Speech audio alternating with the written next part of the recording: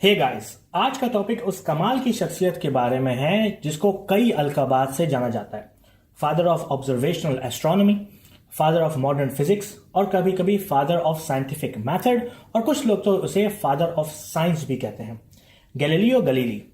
आप में से बहुत से लोगों ने इसका नाम सुना होगा और शायद बहुत सुने नहीं। अगर आप इस शख्स को नहीं जानते तो मैं आपको ये बताते चलूं कि मेरी नजर में इस शख्स ने मॉडर्न साइंस का बाप तैयार किया। I'm telling you, you will fall in love with this guy after watching this video. Maybe. This is Gaurav Rizvi and you are on my channel.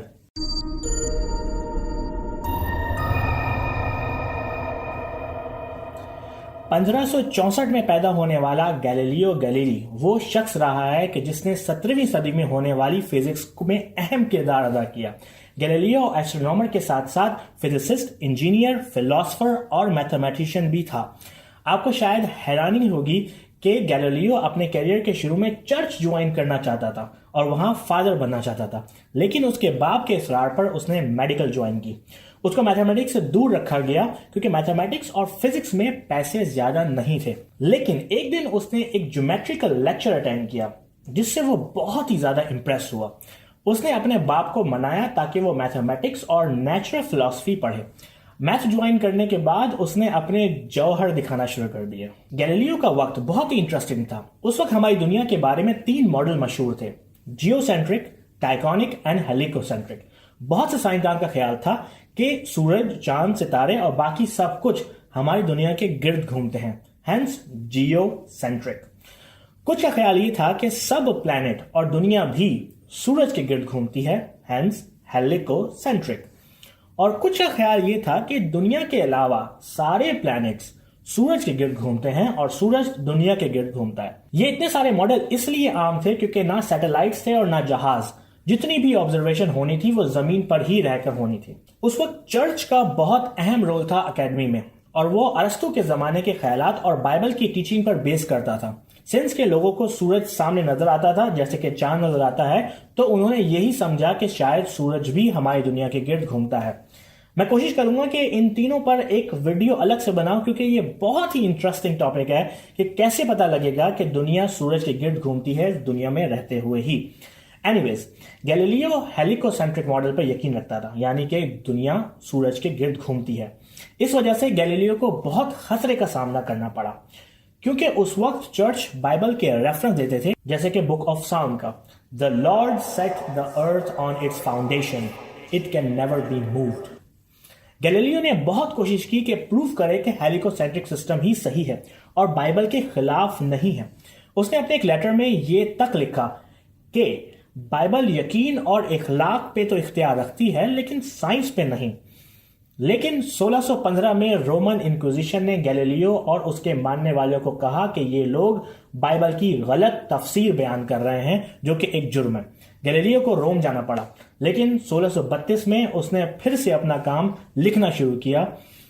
लेकिन इस बार उसने बाइबल का सहारा नहीं लिया बल्कि मैथमेटिक्स का सहारा लिया, लेकिन उसे मुजरिम करार देकर नजरबंद कर दिया गया। गैलीलियो ने अपने वक्त के टेलीस्कोप को और मॉडिफाई करके बेटर बनाया और उसने पहली बार जुपिटर के गिर्द घूमने वाले 4 चांद को रिपोर्ट किया। उसने ये भी बताया कि जुपिटर के चांद जुपिटर के गिर्द घूमते हैं लेकिन दुनिया के गिर्द नहीं घूमते। उन मून्स को गैलीलियन मून्स का नाम दिया जाता है उसके ऑनर में। गैलीलियो वो पहला शख्स था जिसने मून के क्रेटर्स देखे, सन स्पॉट्स देखे, वीनस के फेजेस का पता लगाया, और उसने सैटर्न को भी देखा, और उसने नेपच्यून को भी देखा, और मिल्की वे को भी। अरस्तु के जमाने से माना जाता था कि भारी चीजें और हल्की चीजों को एक साथ फेंका जाए तो जो भारी होगी वो पहले गिरेगी और हल्की बाद में। गैलीलियो ने अपने एक्सपेरिमेंट्स में पता लगाया कि चीज भारी हो या हल्की, इससे कोई फर्क नहीं पड़ता, दोनों एक साथ ही जमीन पर गिरेंगी।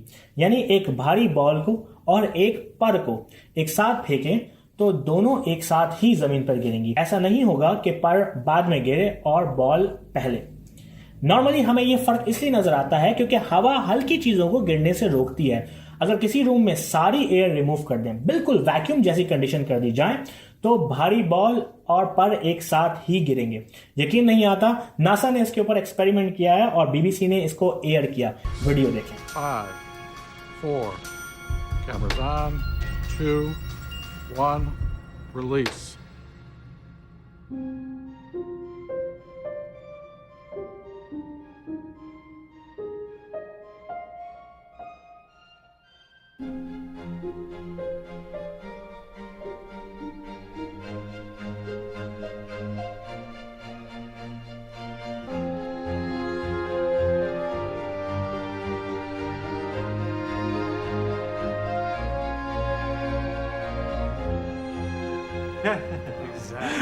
Exactly.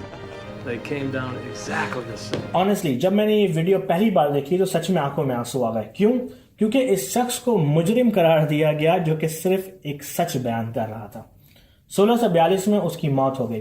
वो चाहता था कि उसे अपने बाप और आबाओ अजदाद के साथ दफनाया जाए और वहां पर एक पत्थर लगाया जाए, लेकिन पोप अर्बन 8 और कार्डिनल फ्रांसिस्को ने इस पर एहतजाज किया कि कैथोलिक चर्च ने गैलीलियो को कंडेम किया रखा है।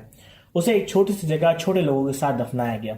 1737 में उसे फिर से वहीं दफनाया गया जहां वो चाहता था और उसके ऑनर में एक मॉन्यूमेंट खड़ा किया गया। आई नो कि मैंने बहुत ही कम कवर किया है गैलीलियो के बारे में because I try to keep my videos short. Hope you guys like my video, what I did and share with your friends to tell a great story. इसके साथ साथ मेरी रिकमेंडेड वीडियो जरूर देखें कि जिसने गैलीलियो के काम को आगे बढ़ाया, सर आइजैक न्यूटन।